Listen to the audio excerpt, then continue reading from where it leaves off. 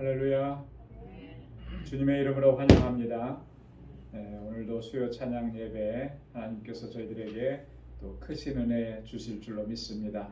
우리 마음과 또 뜻과 정성을 다해서 여호와 하나님께 예배드리겠습니다. 다 같이 기도하겠습니다.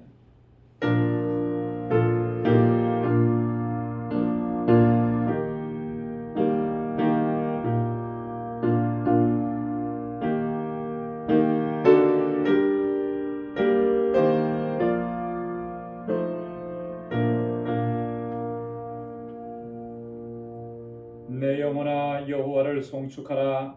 내 속에 있는 것들아 그 성호를 송축하라. 내 영혼아 여호와를 송축하며 그 모든 은택을 잊지 말지어다. 저가 내 모든 죄악을 사하시며 내 모든 병을 고치시며 내 생명을 파멸에서 구속하시고 인자와 긍휼로 관을 씌우시며 좋은 것으로 내 소원을 만족해 하사 내 청춘으로 독수리같이 새롭게 하시는도다. 아멘.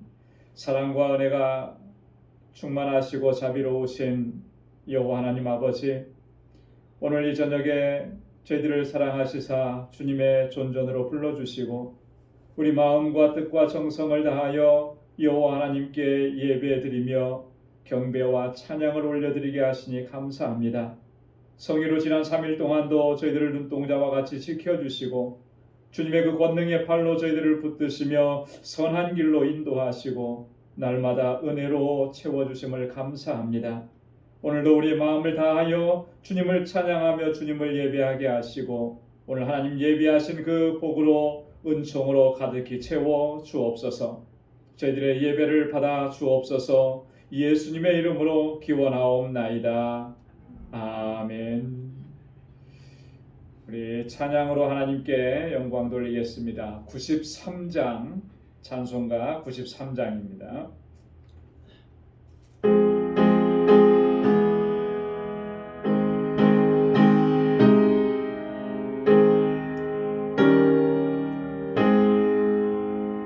예수는 나의 힘이요 내 생명 되시니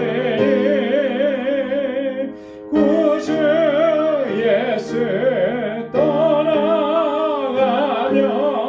죄 중에 빠지니 눈물이 앞을 가리고 내 맘에 근심 쌓일 때 위로하고 힘드시는 주 예수. 예수는 나의 힘이요 내 친구 되시니 그네를 간구하며 응성이 받으니 햇빛과 비를 주시니 주시할 복심 많도다. 귀한 열매 주시는 주 예수. 예수는 나의 힘이요 내 기쁨 되시니 그 명령을 준행하여 늘 충성하겠네.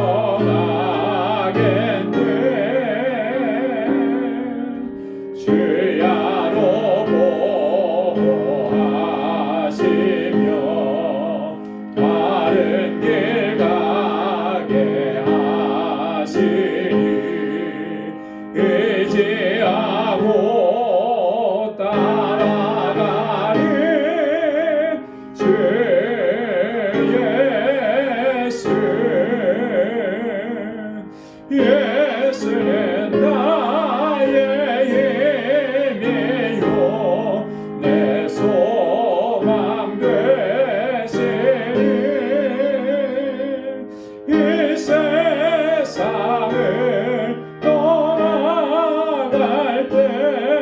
곧 영생 얻으리 한없는 복을 주시고 영원한 기쁨 주시니 나의 생명 나의 기쁨 주 예수. 아멘. 예수는 나의 힘이요 나의 생명 나의 기쁨 나의 소망이 되시는 줄로 믿습니다. 우리 찬송 91장 슬픈 마음 있는 사람 우리 힘차게 우리 박수하면서 함께 찬양하겠습니다.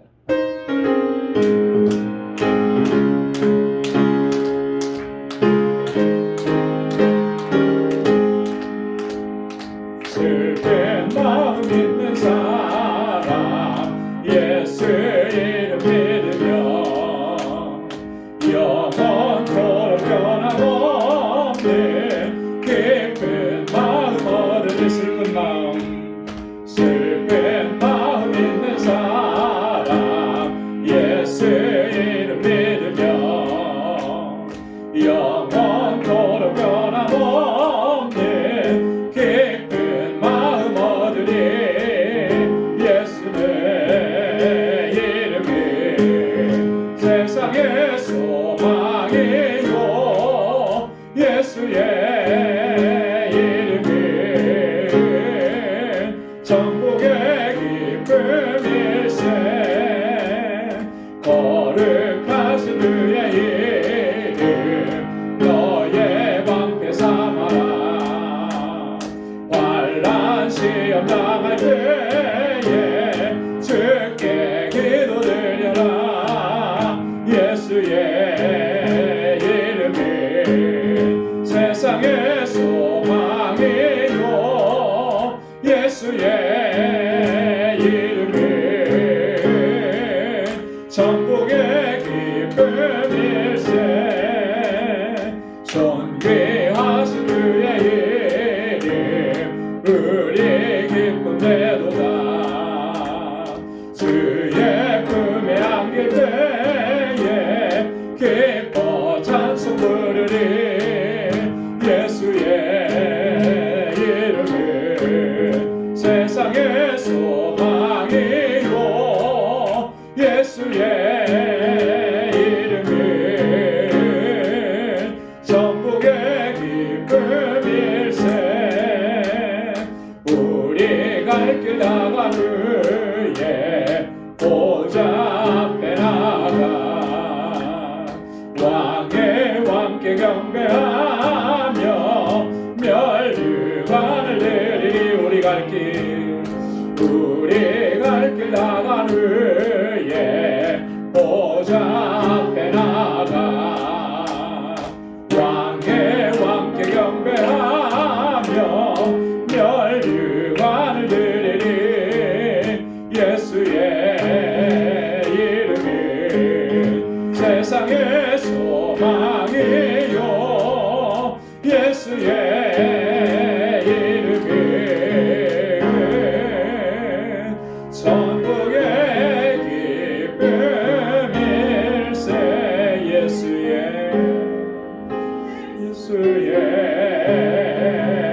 이름이 세상의 소망이요 예수의 이름이 천국의 기쁨일세.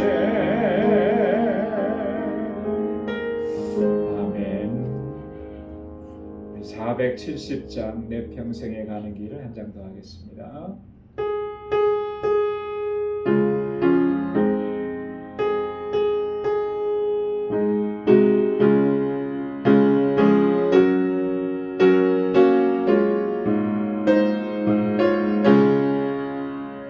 내 평생에 가는 길 순탄하여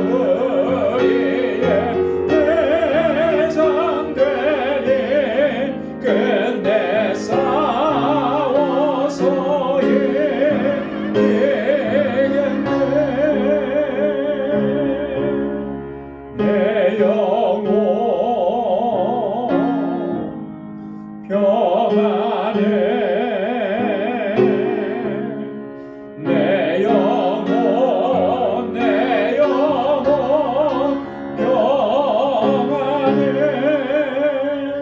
내 지은 죄 주홍빛 같더라도 주 예수 깨달으면 그 십자가 비로소 다시 세상 믿는 보라로 정하겠네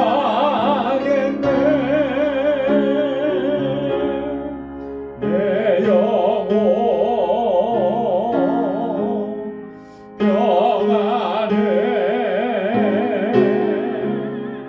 내 영혼 내 영혼 평안해 저 공중의 그림이 일어나며 그 나팔이 울려날 때 주 오셔서 세상을 심판해도 나의 영혼은 또 없겠네 내 영혼 평안해 내 영혼 내 영혼 평안해 아멘. 우리의 심령 가운데 주님께서 평강을 더해 주신 줄로 믿습니다. 세상에 아무리 환난이 있고 또 혼탁하고 또 시험이 많다 할지라도 주님께서 우리를 붙잡아 주시고 또 주님의 주시는 평강이라면 우리는 결코 흔들리지 아니하고 또 주님의 주시는 은혜 안에서 강건하게 될 줄로 믿습니다. 이 시간 우리 다 같이 통성으로 함께 기도합니다. 기도할 때 특별히 우리 교회를 위해서 또 세워주신 주의 종들을 위해서 우리 교회 학교와 뉴스그룹과 EM을 위해서 함께 기도해 주시고 우리 교우들을 위해서 기도할 때 특별히 육신적으로 연약한 분들을 위해서 또 경제적인 어려움으로 고통당하시는 분들을 위해서 여러 가지 질고로 힘들어하시는 분들을 위해서 같이 기도해 주시고 또 우리 연로하신 어르신들을 위해서 기도해 주시기 바랍니다. 또 선교사님들을 위해서 같이 기도하겠습니다. 세계 곳곳에서 주의 복음을 전하시는 선교사님들 또 우리 정득수 선교사님 알라메다 방주교회를 위해서 기도해 주시고 이 시간 특별히 기도해 주실 것은 우리 니카라과 김인선 선교사님을 위해서 기도해 주시기 바랍니다. 지금 니카라과는 코로나 바이러스로도 많이 힘든데 또 최근에 허리케인이 몰아쳐서 지금 엄청난 그런 피해를 당하고 또 인명피해도 있고 또 특별히 우리 김인선 선교사님의 선교지가 상당히 많이 어려워졌다고 하는 그런 말씀을 들었습니다. 위에서 같이 기도해 주시기를 부탁합니다. 그리고 오늘 이 시간 가지고 나온 우리의 개인의 기도 제목을 가지고 우리 함께 다 같이 통성으로 기도하겠습니다. 하나님 아버지 주님의 은혜와 사랑을 감사합니다. 이 저녁 저희들을 사랑하셔서 이렇게 은혜의 보좌 앞으로 불러주시고 주님을 경배하고 찬양하며 아버지께 예배드릴 수 있게 하시니 감사합니다. 세상에서의 삶은 비록 힘들고 고난이 있고 아버지 여전히 환난과 어려움 가운데 있지만 그러나 아버지 하나님 저희들을 주님께서 붙잡아 주시고 주님의 그 선하신 손길로 인도하여 주시고 주의 능력의 장중에 우리를 붙들어 주셔서 잘 감당하고 이겨낼 수 있도록 은혜 주심을 감사합니다. 아버지는 은혜 가운데 살아가지만 또한 아버지 하나님 육신의 정욕과 안목의 정욕에 휩쓸려서 아버지의 뜻을 행하지 못했던 연약함을 가지고 있습니다. 주님 앞에 고백합니다. 주님 용서하여 주옵시고 주의 거룩하신 보혈로 우리를 깨끗하게 씻어주셔서 다시금 정결하게 하옵소서. 날마다 주님께로 한 걸음 한 걸음 더 가까이 나아갈 수 있도록 우리를 불러주시고 주의 주시는 능력 안에서 강건케 하여 주옵소서. 이 시간 주님 저희들 마음을 같이 하여서 간절히 주님 앞에 간구하고 주님 앞에 부르짖는 것은 주께서 세워주신 우리 방주재단 아버지 지난 21년 동안 한결같은 은혜 베풀어 주시고 귀한 역사 이루시며 여기까지 인도해 주셨는데 정말 아버지 주님 주신 사명 잘 감당하는 믿음의 공동체가 되게 하시고 우리 모든 믿음의 권속들이 마음과 뜻을 같이 하는 아름다운 사랑의 공동체가 되도록 도와주옵소서. 특별히 아버지 하나님 세워주신 주의 종들, 주의 기름 부어 세우신 일꾼들에게 능력과 권능으로 함께하여 주시고 정말 아버지 저들이 마음을 다하여 주님 앞에 충성하고 헌신하는 그 귀한 마음을 주님께서 받아주시고 아버지 하나님 은혜 베풀어 주시옵소서. 우리 방주교회가 정말 구원의 방주가 되게 하시고 세상을 향하여 주의 사랑과 주의 복음을 전하기에 부족함 없게 하여 주옵소서. 아버지 하나님 다음 세대를 이끌어 나갈 이곳에서 자라나는 우리 어린 심령들과 학생들, 우리 청년들을 붙잡아 주시고 저들이 정말 믿음 안에서 견고하게 서며 아버지 하나님을 잘 경외하는 하나님의 아들과 딸들이 되게 하시고 주의 기름 부어 세우신 귀한 일꾼들로 주께서 택하시고 하나님의 역사를 위하여 사용하여 주옵소서. 저희를 위해서 수고하고 애쓰는 모든 우리 교사들과 우리 전도사님 위에 은혜와 능력과 권능으로 함께하여 주시옵소서. 우리 세대를 위해서 기도합니다. 하나님 권고한 가운데 부르짖는 사랑하는 주의 종들을 붙잡아 주시고 주의 백성들을 긍휼히 여겨 주옵소서. 육신의 연약함 가운데서 주님 치료함의 은혜를 허락하여 주옵소서. 아버지 하나님 여러 가지 인생의 질고와 아버지 경제적인 어려움으로 인해서 아버지 고통 중에 신음하는 주님의 자녀들, 아버지 하나님 이스라엘 백성들에게 만나와 메추라기로 그 광야를 지나게 하셨던 것처럼 아버지 하나님 불기둥과 구름기둥으로 저희들을 지키시고 보호하셨던 것처럼 저희들에게 은혜 베풀어 주시고 보호하시고 주의 은총을 더하여 주시옵소서. 아버지 하나님 연로하신 우리 어르신들 붙잡아 주시고 아버지 주님의 나라가 가까우실수록 더욱더 아버지 주님 의지하고 주님께 소망을 두고 믿음으로 살아갈 수 있도록 도와주옵소서. 우리 사랑하는 성도들의 가정마다 하나님의 평강으로 가득히 채워주시고 저들의 아버지 속해 있는 직장에서 저희의 삶이 복에 근원된 삶이 되도록 도와주시고 아버지 허락해 주신 믿음의 기업들을 견고하게 붙잡아 주셔서 아버지 하나님 주의 영광을 위해서 귀하게 쓰임받는 기업들이 되게 하시고 하나님 은혜 베풀어 주시옵소서. 세계 곳곳에서 주의 복음을 전하시는 우리 선교사님들 아버지께서 눈동자와 같이 지켜주시며 권능으로 함께하여 주옵소서. 우리 알라메다 방주교회와 우리 아버지 정득수 선교사님 주께서 장관하게 붙잡아 주시고 아버지 하나님 그 지역에 세우신 교회를 통하여서 하나님 영혼 구원의 놀라운 역사가 날마다 풍성하게 역사하고 일어나도록 주님 역사하여 주시옵소서. 특별히 아버지 하나님 니카라가 아버지께서 붙잡아 주시고 우리 김인선 선교사님과 우리 아버지 신유선 선교사님 하나님 그곳에 하나님 함께하여 주옵소서.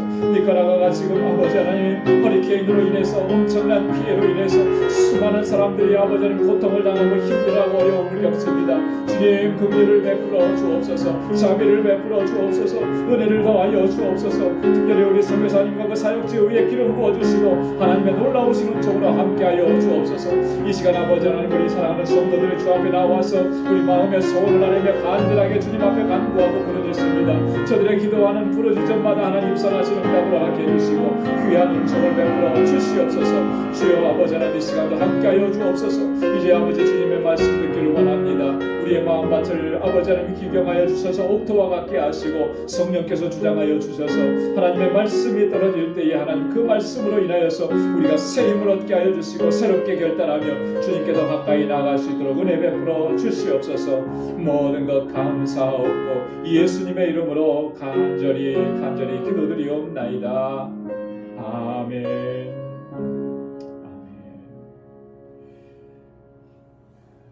우리의 간절한 기도에 하나님께서 선하신 응답 허락해 주실 줄로 믿습니다. 오늘 묵상할 하나님의 말씀입니다. 사도행전 제10장 24절에서 35절까지 말씀입니다. 사도행전 제10장 24절에서 35절까지 한 절씩 교독하겠습니다. 24절부터 보겠습니다. 이튿날 가이사랴에 들어가니 고넬료가 일가와 가까운 친구들을 모아 기다리더니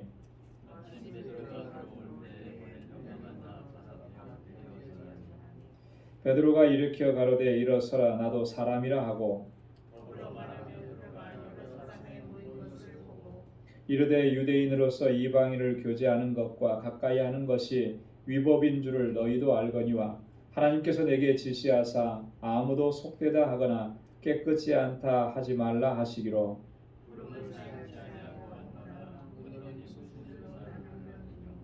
고넬료가 가로되 나흘 전 이맘때까지 내 집에서 제9시 기도를 하는데 호련히 한 사람이 빛난 옷을 입고 내 앞에 서서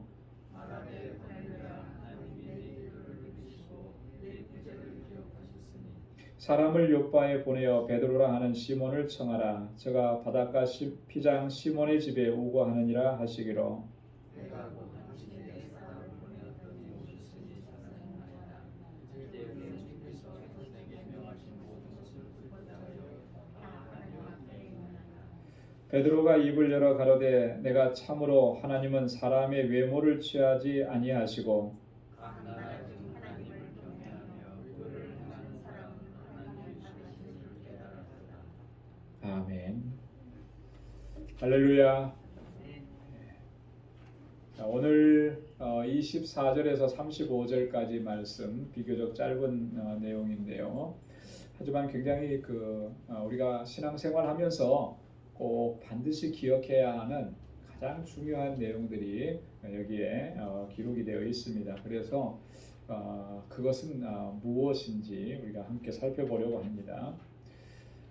드디어 베드로와 고넬료가 만나는 장면이 오늘 본문의 내용입니다.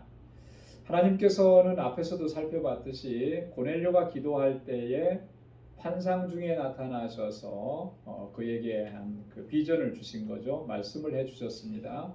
그리고 지시를 하셨어요. 고넬료에게 피장 시몬의 집에 우거하고 있는 베드로를 청해서 말씀을 들으라 하는. 그리고 또 베드로에게도 또 환상을 보여주셨습니다. 베드로는 사실 그 환상의 의미가 뭔지 아직 정확하게 깨닫지 못하고 있었던 그런 상황이죠. 그럼에도 불구하고 하나님께서 말씀하신 대로 또 성령이 지시하신 대로 그렇게 순종해서 오늘 본문에 보니까 고넬료의 집까지 와서 고넬료의 사람들을 만난 것입니다. 오늘 본문은 보면은 크게 두 부분으로 나눠 볼 수가 있는데요. 베드로와 고넬료가 만나는 장면입니다. 만나서 서로 주고받은 그런 내용입니다. 그 주고받은 그 내용과 그가 했던 행동들이 중요한 내용을 포함하고 있다라고 하는 거죠. 그리고 두 번째 부분은 베드로가 지금까지 되어진 모든 일들을 경험하고 나서 그가 깨달았던 것을 고백합니다. 어떻게 고백을 하는지 그런 걸 좀 살펴봅니다.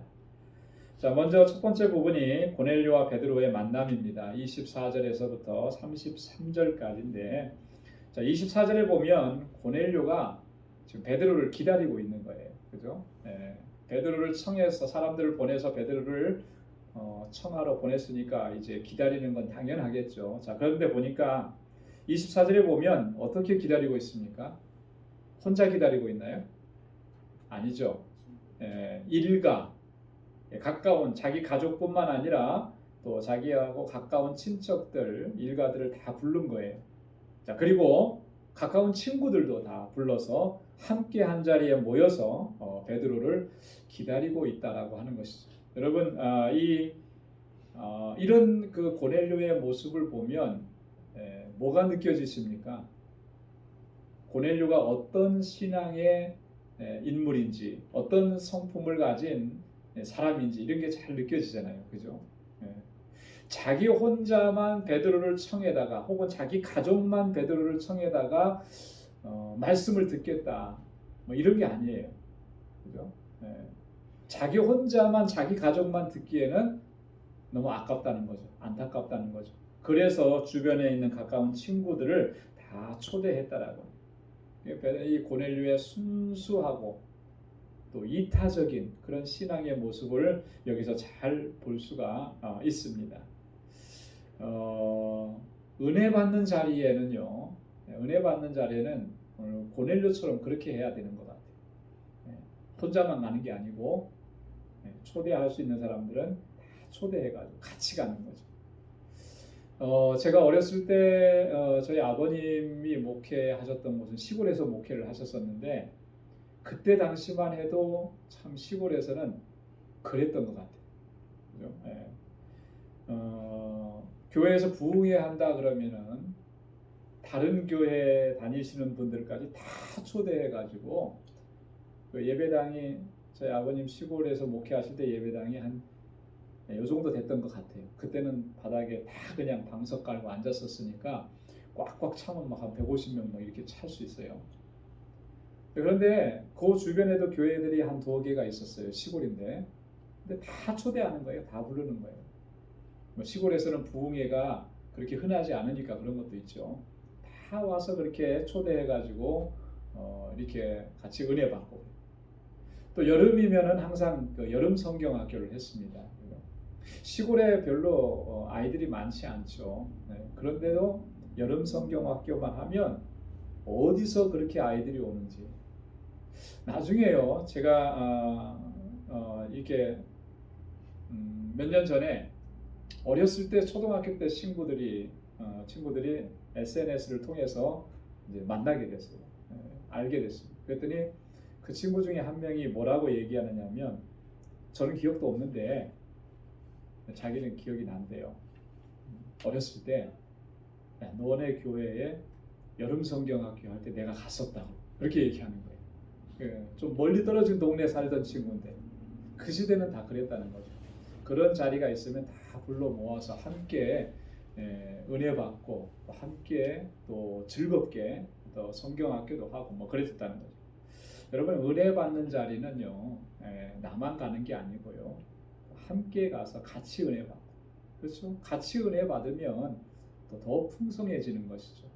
우리가 신앙생활을 또 그렇게 감당해 나갈 때 하나님의 더 풍성한 은혜를 경험하게 될 줄로 믿습니다. 오늘 이 본문에 보면 우리가 정말 그 신앙의 기본이 되는 두 가지를 좀 우리가 잘 기억해야 될 것 같습니다. 그 신앙의 기본이 되는 두 가지를 지금 여기서 발견할 수 있는데 그게 뭐냐면, 첫째는 이 베드로와 고넬료의 겸손함입니다. 겸손함. 25절과 26절에 보면 서로 주고받는 대화 속에 이런 내용이 있어요. 먼저 25절에 보면 고넬료가 그렇게 얘기합니다. 마침 베드로가 들어올 때에 고넬료가 맞아 발 앞에 엎드려 절하니 그랬어요. 베드로가 온 것이 반갑고 기쁜 것은 충분히 이해하겠는데, 지금 고넬료가 베드로의 발 앞에서 엎드려서 절을 했다라고 합니다. 여러분, 이 모습이 상상이 됩니까? 이게 좀 평범하고 일상적이고 또 정상적인 모습 같아 보입니까? 결코 그렇지 않은 거예요. 그죠? 누군가의 발 앞에 엎드린다라고 하는 것, 뭘 의미하는 거겠습니까? 그런 행동은 사실은 높은 사람을 대하는 거잖아요. 그죠? 마치 신하가 왕 앞에서 아련할 때 그 모습과 같은 거죠. 그 사람을 극진하게 존경하는 것이고, 또 정말 그 사람을 경외하는 그런 마음으로 그렇게 엎드리게 되는 것이죠. 자, 이런 행동은 사실 겸손한 마음의 자세가 아니면 그렇게 할 수가 없는 거예요. 그렇죠? 고넬료의 마음이 정말 겸비하고 겸손했기 때문에 베드로 앞에서 그가 그렇게 엎드리고 절할 수가 있다. 사실 이렇게 보면 이게 말이 안 되는 거예요. 고넬료는 지금 그의 어떤 위치가 어떤 위치인가? 로마라고 하는 제국의 군대에서 백부장이라고 하는 위치입니다. 로마는 지금 유대 땅에서 유대인들을 향해서 지배 나라, 통치하는 나라죠. 그 통치 국가의 군대의 장교입니다. 근데 이 사람이, 베드로는 어떤 사람이에요? 하나 볼 것 없는 사람이죠. 그저 평범한 사람인데, 단순하게 평범한 사람이냐면 식민지 백성, 식민지 국가의 평범한 사람이라는 거예요. 어부 출신의, 뭐 최근 들어서 조금 그의 이름이 유명해졌을지는 모르지만 그런 사람이에요. 하나 볼 것 없는 평범한 사람. 그런데 그 사람 앞에서 이렇게 엎드려서 절한다라고 하는, 이게 상상할 수 있는 일이겠느냐? 그렇지만 이 고넬료는 그렇게 했어요. 왜 그렇게 했을까? 이 고넬료는 지금 분명하게 하나님의 계시를 받고 환상 중에 하나님의 음성을 듣고 그 하나님의 말씀대로 베드로를 청해 왔잖아요. 자, 그러니까 베드로가 주님께서 보내신, 하나님께서 보내신 권위 있는 사람이라는 것을 그가 인정한 거죠. 그리고 그 앞에서 그가 최대한의 존경과 경외하는 마음을 표현한 거예요. 그가 겸손한 사람이었기 때문에 그렇게 할 수가 있었다라고 하는 것이죠.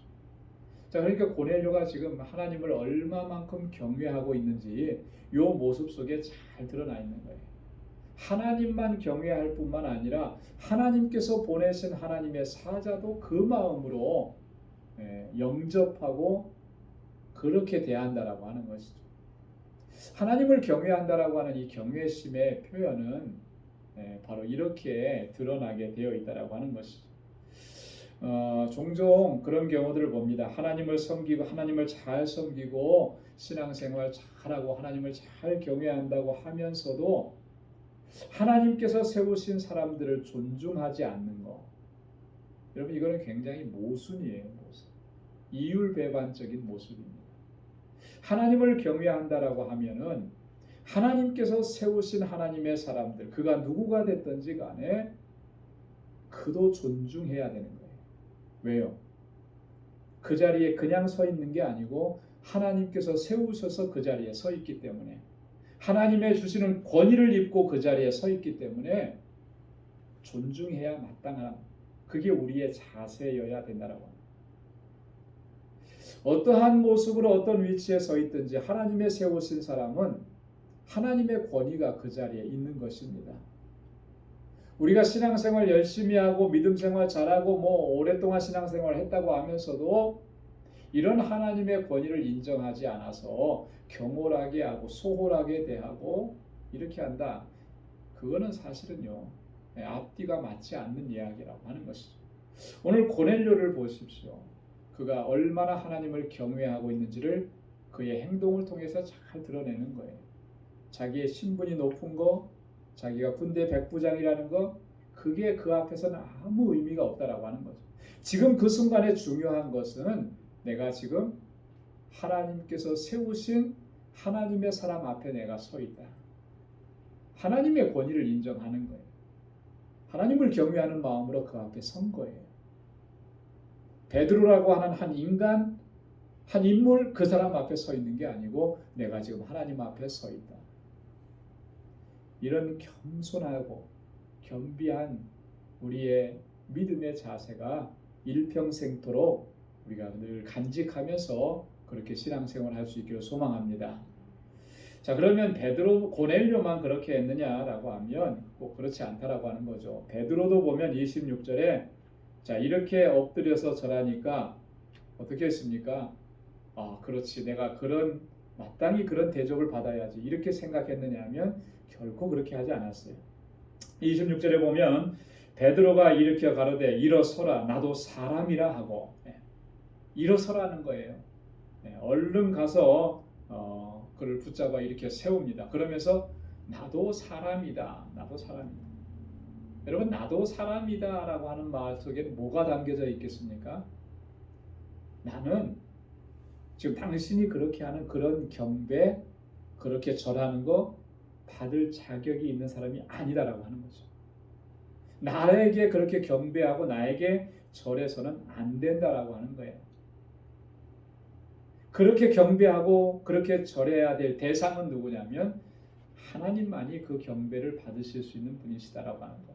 이 내용이 그 속에 담겨져 있다라고 하는 거죠. 베드로는 분명했습니다. 경배를 받으실 분은 오직 하나님 한 분뿐이시라는 거예요. 자기 자신은 그런 경배를 받을 대상이 결코 되지 못한다라고 하는 아주 분명한 것이. 이런 분명한 자세는 어디에서 나오는 것이겠는가?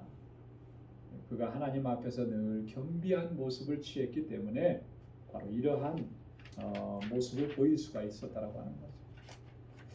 여러분 우리가 항상 이렇게 겸손한 모습으로 하나님만을 높이고 하나님만을 경배하면서 그렇게 나아가야 할 줄로 믿습니다. 모든 경배와 찬양과 영광은 오직 하나님께만 돌려야 되는 거예요.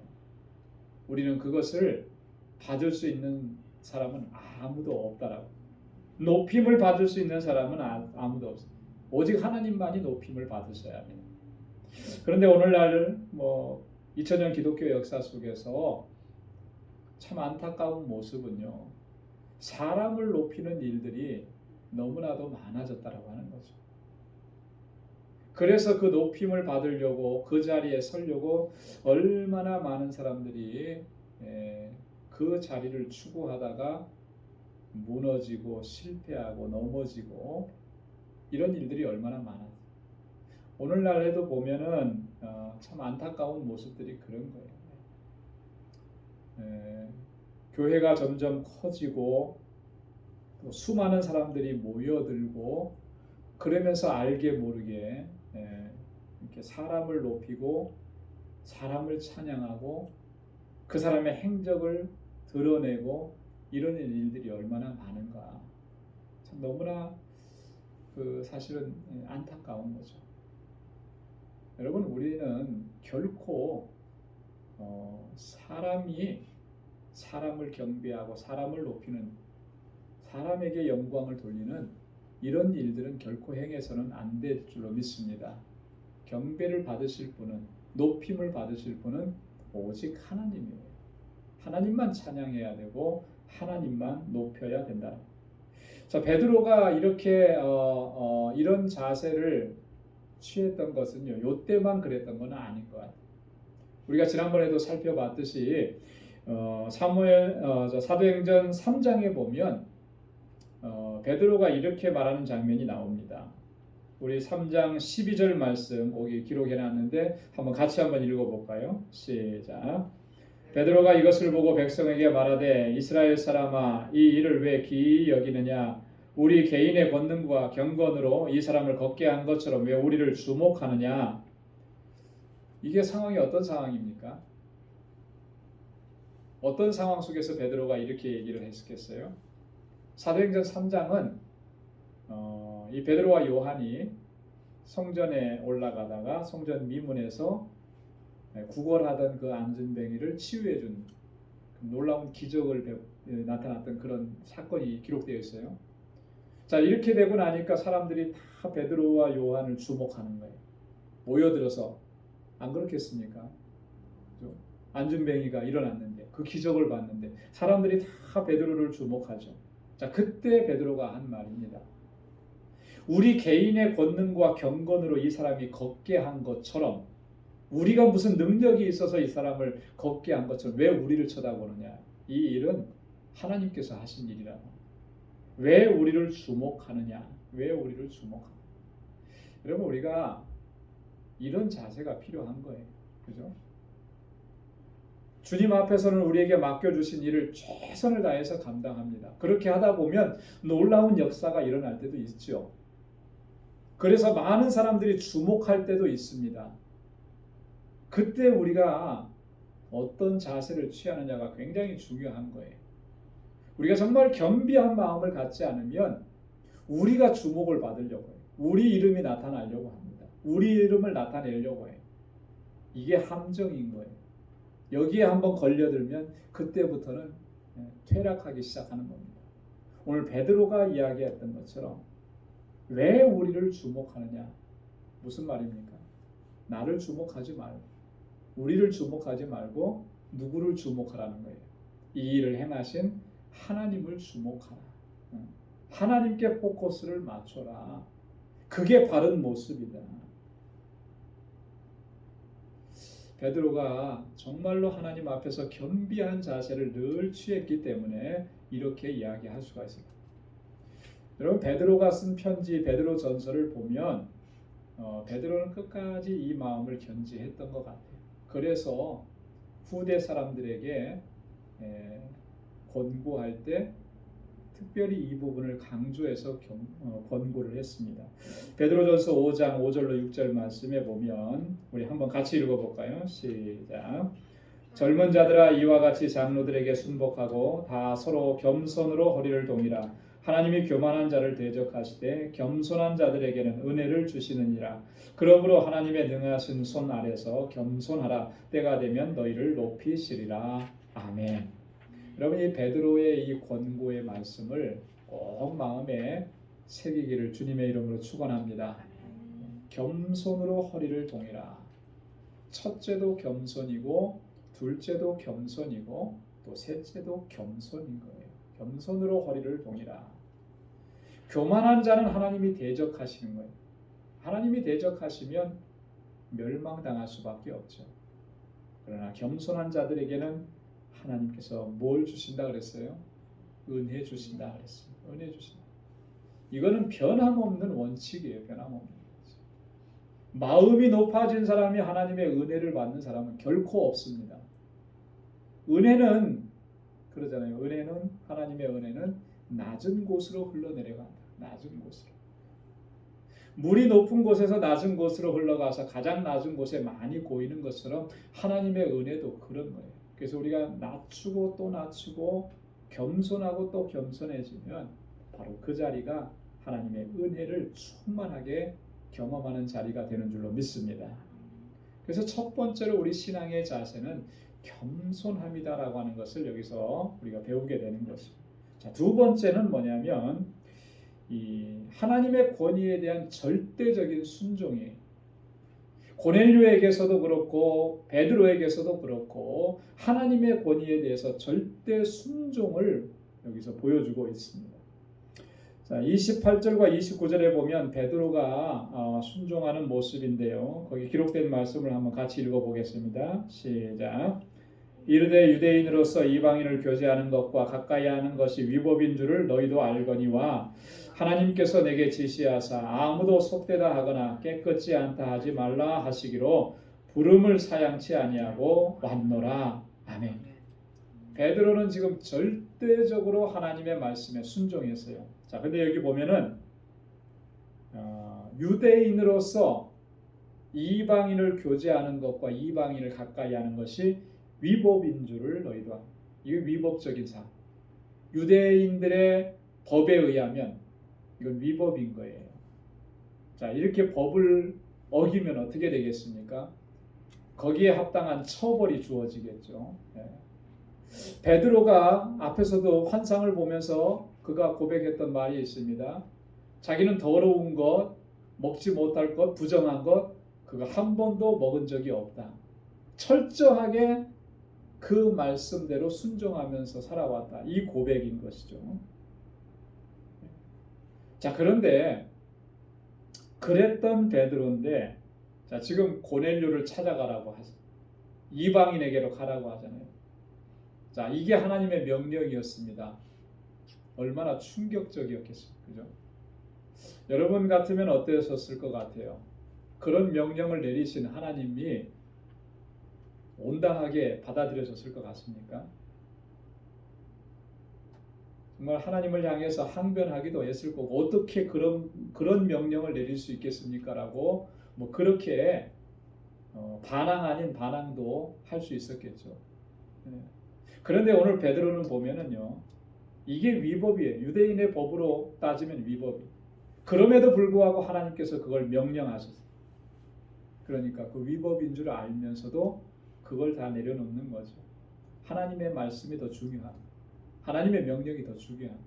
그래서 그 하나님의 명령에 절대적으로 순종하면서 이 자리까지 나옵니다.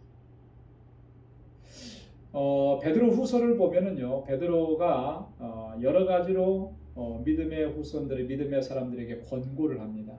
근데 그런 권고들을 이렇게 쭉 보면 순종이 없이는 그런 권고들을 행할 수가 없는 것들. 그 베드로후서 3장 14절에 보면 이렇게 말씀하고 있죠. 그러므로 사랑하는 자들아 너희가 이것을 바라보나니 주 앞에서 점도 없고 흠도 없이 평강 가운데서 나타나기를 힘쓰라. 주님 앞에 점도 없고 흠도 없이 그렇게 나타나기를 힘쓰라 그렇게 권고했는데요. 여러분 이렇게 힘쓰려고 하면 가장 중요한 자세가 뭐겠습니까? 그건 두말할 것도 없이 하나님의 말씀에 절대적으로 순종해야 하는 거예요. 순종함이 없이는 이런 힘쓰고 애쓰고 최선을 다하는 이런 모습으로 나아갈 수가 없게 된다. 베드로후서 3장 18절에도 보면 오직 우리 주 곧 구주 예수 그리스도의 은혜와 저를 아는 지식에서 자라가라. 영광이 이제와 영원한 날까지 저에게 있을지어다. 그리스도의 은혜와 또 그 은혜를 아는 예수 그리스도를 아는 지식에서 자라가라. 자라가려고 하면 어떻게 해요? 힘써야 되죠. 최선을 다해야죠. 근데 어떻게 자라가느냐, 저절로 자라가느냐 아니라는 거예요. 그 힘쓴다는 게 뭘 어떻게 힘쓰는 것이냐, 그걸 한마디로 얘기하면 순종하는 거예요. 순종. 예수 그리스도께서 우리에게 말씀하신 그 말씀대로 순종하는 것입니다. 여러분, 순종할 때 우리는 영적으로 성장하고 강건해지고 자라가게 되는 줄로 믿습니다. 그리스도의 장성한 분량에까지 자라간다라고 하는 것은요, 그 자라가게 하는 양분이 뭐냐면 순종이에요. 순종. 주님의 말씀대로 순종한 만큼 성장합니다. 순종한 만큼 우리의 믿음이 더 견고해지는 거예요. 순종하지 않으면 아무리 교회 오래 다니고 뭐 어떤 중직자로 직분을 받았어도 그 믿음이 자라가지 않아요. 교회에서 우리가 뭐 신앙생활 한 교회에서 오래 하면 어떤 직분을 맡을 수는 있어요. 그렇죠? 추천하고 절차에 따라서 뭐 이렇게 투표하고 이렇게 해서 직분을 맡을 수는 있습니다. 근데 그 직분을 맡았다고 해서 정말 그 사람이 그리스도 안에서 장성한 분량에까지 자라간 사람이라고 얘기할 수 있냐면 그거는 안 그럴 수도 있는 거예요. 어떻게 그렇게 장성한 분량에까지 자라가고 견고한 믿음 안에서 설 수 있느냐? 그건 다른 게 없습니다. 하나님의 말씀대로 순종하는 거예요. 순종한 만큼 견고한 믿음 안에 서게 되는 줄로 믿습니다. 그래서 베드로는 이 순종을 강조했다라고 하는 거죠. 고넬료도 마찬가지입니다. 33절 말씀을 우리 한번 같이 읽어보겠습니다. 시작. 내가 곧 당신에게 사람을 보내었더니 오셨으니 잘하였나이다. 이제 우리는 주께서 당신에게 명하신 모든 것을 듣고자 하여 다 하나님 앞에 있나이다. 아멘. 자, 고넬료도 하나님께서 주신 말씀, 천사를 통해서 지시하신 그 말씀대로 순종해서 사람들을 보내어서 베드로를 청해왔죠. 그리고 베드로를 통해서 주시고자 하신 그 하나님 말씀 듣고자 겸비하게 지금 그 앞에 엎드려 있다라고 하는 거예요. 철저하게 겸손한 마음으로 순종하고 있는 고넬료. 고넬료와 그의 가족들이 어떤 은혜를 받게 되는지 다음 주에 우리가 함께 살펴볼 텐데요. 정말 놀라운 그런 하나님의 역사를 체험하게 되는 것입니다. 이렇게 겸손하고 순종할 때에 하나님께서 베풀어 주신 은혜, 능력, 하나님의 역사를 체험하게 되는 줄로 믿습니다. 그래서 우리 신앙생활에 있어서 가장 기본적인 핵심이 뭐냐? 그것은 겸손과 순종이라고 하는 거예요. 근데 이 겸손함과 순종하면 바로 예수 그리스도께서 보여주시고 예수 그리스도께서 우리의 구원을 이루시기 위해서 행하셨던 모습이라고 하는 것이죠. 주님은 늘 겸비함으로 하나님의 뜻에 순종을 했습니다. 언제 단 한순간도 자신의 뜻을 주장하신 적이 한 번도 없었어요. 십자가에 달려 돌아가시는 그 순간까지도 내 원대로 마옵시고 아버지의 원대로 되기를 원합니다. 아버지의 뜻대로 되기를 원합니다. 그래서요, 히브리서 기자가 주님께서 이렇게 우리의 구원을 이루신 것을 한마디로 이렇게 요약해서 정리했습니다. 히브리서 5장 8절로 9절에 보면 그가 아들이시라도 받으신 고난으로 순종함을 배워 온전하게 되었은즉 자기를 순종하는 모든 자에게 영원한 구원의 근원이 되시고. 할렐루야. 아들이시라도, 여러분 아들이면 그죠? 어떻습니까? 아들이시면 아들의 마음대로도 할 수 있을 거 아니에요. 그죠? 요즘에 보면은 요즘은 그렇지 않지만 예전에는 우리나라의 뭐 어떤 대기업들, 그 대기업의 뭐 2세, 3세들 보면 어떻습니까? 자기 마음대로 하는 게 많이 있잖아요. 그죠? 그것도 아버지가 어느 정도는 그걸 허용을 해요. 만약에 그냥 평사원이나 하는 임원, 일반 사원이 이제 임원이 돼서 자기 마음대로 했다 그러면 어떻게 되겠어요? 난리가 나겠죠. 그 자리에서 그냥 파이어 되겠죠. 아들은 그렇지가 않아요. 아들이 많이 마음대로 해도 어느 정도는 허용이 되잖아요. 자, 그런 어떤 논리로 본다면 예수님도 충분히 그러실 수도 있었겠죠. 그런데 그렇게 하지 않았다. 그렇게 하시지 않았다. 고난을 받으시면서까지 순종하셨다. 죽으시면서까지 순종하셨다. 그렇게 해서 무엇을 이루신 것이냐면 주님의 뜻에 순종하는 모든 사람들에게 구원을 이루신다라고. 우리의 구원을 이루셨다. 우리 주님의 그 순종함이 없으셨다면 우리가 어떻게 구원의 자리에 갈 수가 있겠습니까? 아버지의 뜻에 온전하게 순종하신 예수 그리스도로 말미암아 우리가 구원에 이르게 된 줄로 믿습니다. 그래서 우리가 늘 겸비한 마음 갖고 순종의 자세를 취하는 것, 이걸 우리가 잊지 말아야 된다라고 하는 것입니다. 자, 그 다음에 우리가 크게 두 번째로 살펴볼 것은 베드로가 이 모든 상황들, 여기까지 이른 그 상황을 통해서 깨달은 사실을 고백합니다. 근데 두 가지를 고백해요. 두 가지를 깨달은 거예요. 근데 이거 베드로에게 있어서는 굉장히 중요한 거죠. 획기적인 것입니다. 첫째가 뭐냐면 하나님은 사람을 외모로 취하지 않으신다. 하나님은 사람을 겉모습만 보고 취하지 않으신다. 베드로도 유대인입니다. 그죠? 유대인이었기 때문에 유대인들이 전통적으로 가지고 있었던 그런 편견을 다 가지고 있어요. 유대인들만이 하나님께서 선택한 백성들이고 나머지 모든 이방인들은 다 하나님께서 멸하신다, 심판하신다. 이게 있어요. 그런데 이번 사건을 통해서 그게 아니다라고 하는 걸 깨닫게 된 것이죠. 하나님은 사람을 외모로 보지 않는다. 그가 유대인이냐 이방인이냐 하나님 그거 구별하시지 않는다라고. 오늘날 지금도 사실은 이런 차별이 얼마나 많습니까? 그죠? 여전히 차별이 존재하는데 사람들 세계에서는 그렇게 차별이 존재해요.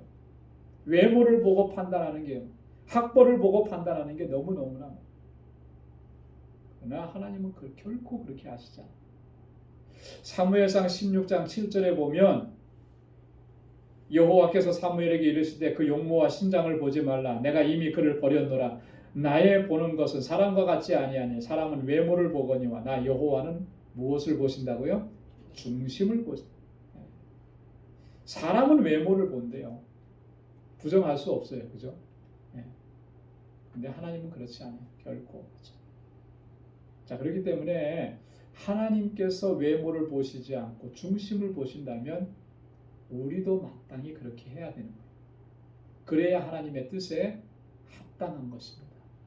그래서 야고보는 이 차별이라고 하는 것이 얼마나 위험한 것인지를 아주 강력하게 경고를 했습니다. 그래서 야고보서 2장 1절에 보면 사람을 외모로 취하지 말라 이렇게 경고했고요. 또 9절 말씀에 보면 외모로 사람을 취하면 그 어떻게 하는 거라 했습니까? 죄 짓는 것이라고까지. 죄 짓는 거예요. 우리가 사람의 외모를 보고 판단하고 그렇게 사람을 차별하고 구별한다면 그거 하나님 앞에서 죄를 짓는 것이고 율법이 너를 정죄하리라. 하나님의 말씀입니다. 성경에 기록된 거예요. 그럼에도 불구하고 구별하고 차별하고 판단한다면 마지막에는 하나님의 심판밖에 없는 거죠. 하나님의 심판밖에. 지난주에도 말씀을 드렸듯이 너희가 비판하는 그 비판으로 너희가 비판을 받을 것이고 너희가 헤아리는 그 헤아림으로 너희가 헤아림을 받을 것이다. 베드로가 이 중요한 사실을 이 일들을 통해서 깨달았다. 첫 번째 깨달음. 두 번째 깨달은 건 뭐냐면 36절에 보니까 하나님은 각 사람 중에서 이런 사람을 받으시더라 하는 거예요. 이런 사람이라고 어떤 사람이냐면 하나님을 경외하고 의를 행하는 사람은 하나님이 받으신다. 근데 유대인이든지 이방인이든지 구별하지 않고 여기 보면 각 나라 중에서, 그죠?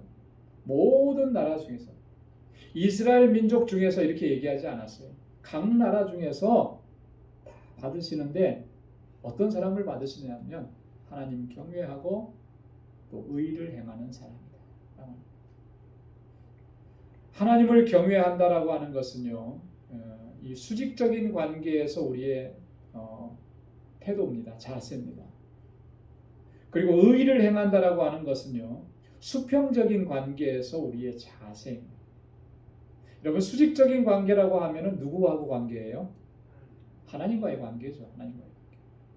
하나님과의 관계에서 우리는 하나님을 경외하는 삶이 중심이라고 하는 거예요. 수평적인 관계라 그러면 누구하고 관계죠? 이웃과의 관계. 자, 이웃과의 관계 안에서는 의를 행하는 것입니다. 이것을 구약 성경에 보면 하나님께서 그림으로 잘 설명을 해줄 수 있는 게 있어요. 그게 뭐냐면 바로 십계명입니다. 십계명. 하나님께서 10가지 계명을 주셨는데 그 십계명을 보면 우리가 잘 아는 대로 제일 첫 번째부터 네 번째까지 계명은 수직적인 관계를 얘기합니다. 그죠? 하나님과의 관계 안에서 우리가 어떤 자세로 하나님을 섬겨야 하는지. 그리고 5번째 계명에서 10번째 계명까지는 수평적인 관계에서 우리 이웃과의 관계에서 우리가 어떻게 해야 하는지. 예수님은요, 이 그림을 사랑이라고 하는 관점에서 또 설명을 해주셨어요. 그래서 하나님 사랑, 그리고 뭐라 그랬어요? 이웃 사랑이다. 하나님을 경외하는 것은 하나님 사랑하는 거예요. 의를 행한다라고 하는 것은 이웃을 사랑하는 거예요. 마태복음 19장 16절에서 19절까지 마음과 뜻과 힘과 정성을 다해서 하나님 사랑하고 또 그와 같이 이웃을 사랑하는, 바로 이런 사람을 하나님께서 받으신다. 자, 그러면 하나님이 받으시는 사람이 되려고 하면 우리가 어떻게 해야 되겠습니까? 위로는 하나님을 경외하고 옆으로는 이웃과의 관계에서 하나님의 뜻을 행하고 의를 행하고 하나님 사랑하고 이웃 사랑하고, 이러한 모습을 우리가 회복할 때 우리의 삶의 모든 것들을 하나님께서 받으시고 또 우리 가운데 은혜를 더해 주시는 줄로 믿습니다. 베드로가 깨달았던 이 고백들, 이 깨달음이 저와 여러분들에게도 깨달음이 되고 또 우리도 그렇게 고백하고 그렇게 하나님의 뜻을 행할 수 있는 우리 모두가 될 수 있기를 주님의 이름으로 축원합니다. 기도하기 전에 한 가지 광고의 말씀을 드리겠습니다. 주일날도 말씀을 드릴 텐데요. 다음 주 수요일부터는 수요 찬양 예배를 30분 앞당기려고 합니다. 그래서 8시부터 수요 예배 시작을 합니다. 혹시 8시부터 하는데 오시기 불편하신 분들 혹시 계세요? 다 괜찮으시죠? 예, 제가 여러분들 좀 의견을 들으니까 다들 오시는데 어렵지 않는데 한 30분 정도 땡기는 것도 좋겠다 하셔서 저도 살펴보니까 괜찮을 것 같아요. 그래서 그렇게 광고합니다. 다음 주부터는 8시에 시작하니까 꼭 기억하시고 시간에 착오가 없으시길 바랍니다. 다 같이 기도하겠습니다. 하나님 아버지 감사합니다. 오늘 이 저녁에 저희들 이렇게 하나님 주님 앞에서 찬양하고 또 경배하고 하나님의 귀한 말씀을 듣게 해주시니 감사합니다. 고넬료와 베드로가 만났고 또 그 만남의 과정 속에서 귀한 역사들이 이루어졌는데 하나님, 그 하나하나가 우리가 신앙생활하면서 어떠한 자세를 지녀야 하는지를 우리에게 가르쳐 주시는 하나님의 말씀이고 교훈인 것을 시간 깨달았습니다. 늘 겸비한 마음을 잃지 않도록 도와주시고 늘 하나님의 뜻에 온전하게 순종하고 그렇게 믿음으로 나아가는 저희들 되게 하여 주옵소서. 하나님께서는 사람을 외모로 취하지 않으시고 하나님께서는 정말 하나님 경외하고 의를 행하는 자를 받으신다고 말씀하셨는데 정말 하나님, 우리가 하나님께서 받으시는 그러한 하나님의 사람들로 설 수 있도록 우리 인도해 주옵소서. 우리 광주의 모든 믿음의 권속들 또 주님께서 눈동자와 같이 지켜주시고 저들의 가정에 평강을 더해 주시고 또 저희의 손으로 행하는 모든 일 가운데 하나님의 은총과 형통함의 복으로 더하여 주옵소서. 우리 광주의 모든 믿음의 권속들 늘 함께하여 주시고 저들이 정말 하나님 앞에서 정말 하나님의 귀하게 쓰임받는 일꾼들로 일평생 주님께 영광 돌리며 살아갈 수 있도록 주님 주장하시고 붙들어 주옵소서. 이제는 우리 주 예수 그리스도의 무한하신 은혜와 하나님 아버지의 크고 놀라우신 사랑과 성령의 위로 교통 충만하심의 역사가 하나님의 뜻대로 순종하고 믿음으로 살아가 주님께 영광 돌리는 삶을 살기를 소망하는 우리 방주의 모든 믿음의 권속들과 저들의 가정과 직장과 생업의 터전과 학업 위에 이제로부터 영원까지 함께 하시기를 간절히 축원하옵나이다. 아멘.